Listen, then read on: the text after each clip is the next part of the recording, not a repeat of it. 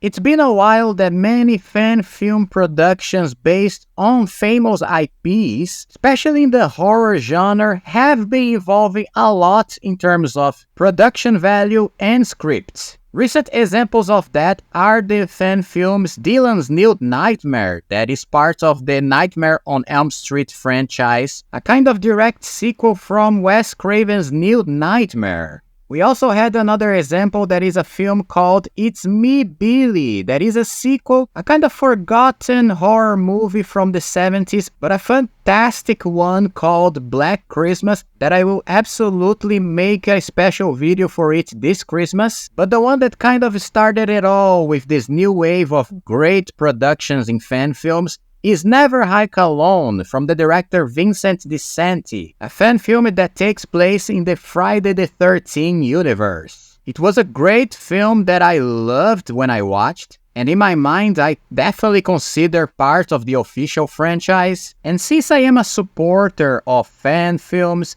independently of their budget or if they are part of an official film franchise or not, I never miss one. And last week we had the release of Never Hike Alone 2, direct sequel from the first movie that we're gonna talk right now. My name is Gustavo, but you can call me Gus, and let's trash together. And Never Hike Alone 2, besides being a sequel to the first one, it kinda ends a trilogy of movies directed by Vincent DiCanti. And that is because there is another movie that takes place in this franchise, that is Never Hike in the Snow, that serves as a kind of a prequel to the events of Never Hike Alone, and puts Jason in an environment that we never seen him before but we always wanted to see, that is in the middle of snow. And now Never Hike Alone 2 organizes the sequence of events of these three movies, starting in Never Hike in the Snow, passing by Never Hike Alone, and now finishing in Never Hike Alone 2. And without giving too many spoilers or details about this mythology, Never Hike in the Snow focused on a character called Diana Hill,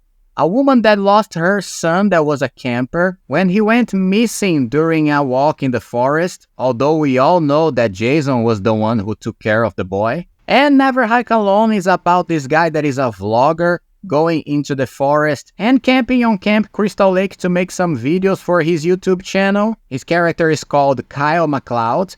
And now in Never Hike Alone 2, the story focuses on a returning character from the official franchise, none other than Tommy Jarvis, played by the same actor who played him in Friday the 13th Part 6, Jason Lives, one of the best movies of that franchise, the actor Tom Matthews. And he had appeared before in the first Never Hike Alone as a cameo in the end of the movie, and also he played a significant part on Never Hike in the Snow, but now the actor and the director Vincent DiCanti joined forces to create a story specifically for Tommy Jarvis. Now another guy is still being haunted by the memories of his arch-enemy Jason. And the fun thing about this story is that it takes all the events that happened so far in the whole chronology of movies and joins them in a very interesting climax to the whole story, especially by teaming up these three characters that I mentioned, Diana, Kyle, and Tommy, for their final confrontation against Jason. It's a great movie with great moments. One thing that we always notice with fan films around is that usually there is a poor quality in terms of dialogue or script development. But here, thankfully, you can see that there is a great care and passion from the director Vincent DiCanti in the script part and the relations between the characters, their dialogues, to make the whole thing much more fleshed. And that's not surprising, since every interview we see with Vincent DiCanti, you can see that the guy has a lot of passion for Friday the 13th, is his favorite franchise, and it's fascinating to hear him talking about it. So I didn't expect anything else in terms of development for this movie. Like I said, the production value for a production that doesn't have the same budget of Hollywood productions, it's very impressive. The visual effects, the blood effects, some of the gore in the death scenes, and Jason himself are very well produced. And some of the scenes are very faithful to the mood and the spirit of the scenes in the original franchise. It's very clear that Vincent DiCanti has a great flair for composition of shots, specifically when he shows Jason and how imposing his figure is on screen. And there's one great highlight in terms of camera movement in one scene related to one nightmare from one of the characters in connection to a lake. I won't tell you exactly what it is, but it left me very impressed. But speaking about nightmares, if there are some flaws with the movie, I think there are too many nightmare scenes from the characters. I understand that the idea is to make Jason's presence in the memories of the people in the city very haunting, but there are too many of them. Sometimes it looks like they are done just to pad the whole length of the movie, and they are not so necessary for the plot itself. But anyway, this is not necessarily a problem with the whole experience of the film. Like I said, you still see the passion and the care to create great sequences, great deaths,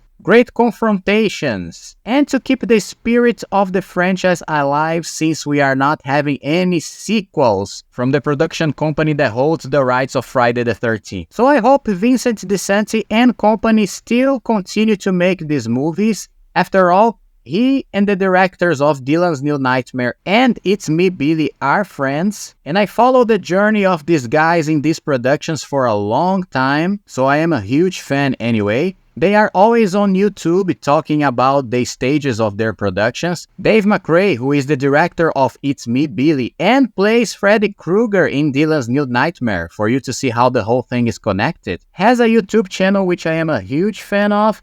And recently, Cecil Laird, the director of Dylan's New Nightmare, was generous enough to comment in a video that I reviewed Dylan's New Nightmare. Unfortunately, I lost that video because I had to recreate my channel from zero. By the way, it's a brand new channel right now, which I hope you can subscribe and follow me. But I felt very honored at the time to receive a message from him, which is someone that I follow for a long time. So anyway, I love these guys and I'm really excited to see what they are cooking for the future. We know that Dylan's New Nightmare probably will have a sequel, and It's Me, Billy is filming a sequel right now, so these are great news. And I totally suggest that you watch Never Hike Alone 2 right now. The good news is that the whole film is on YouTube for you to watch for free.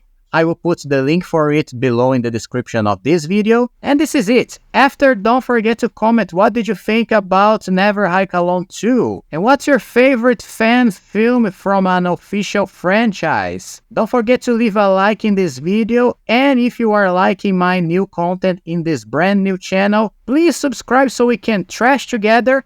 Also, don't forget I have another channel of animations with my own original slasher called Joe Ripper. Soon enough, we will have a new episode of his animation. And let's hear what he has to say about Jason Voorhees in his own words. It doesn't matter. What matters is that I'm much more real than any slasher ever created in history. So you can forget this acupuncture junkie, this old meat of barbecue, this mama's baby. So like I said, I am a great supporter of independent creations and productions because I'm kind of an independent creator on my own. So if you can support me on that channel as well, I'll be forever thankful. And this is it. Thank you for watching. See you in the next Trashing with Gus, and bye bye.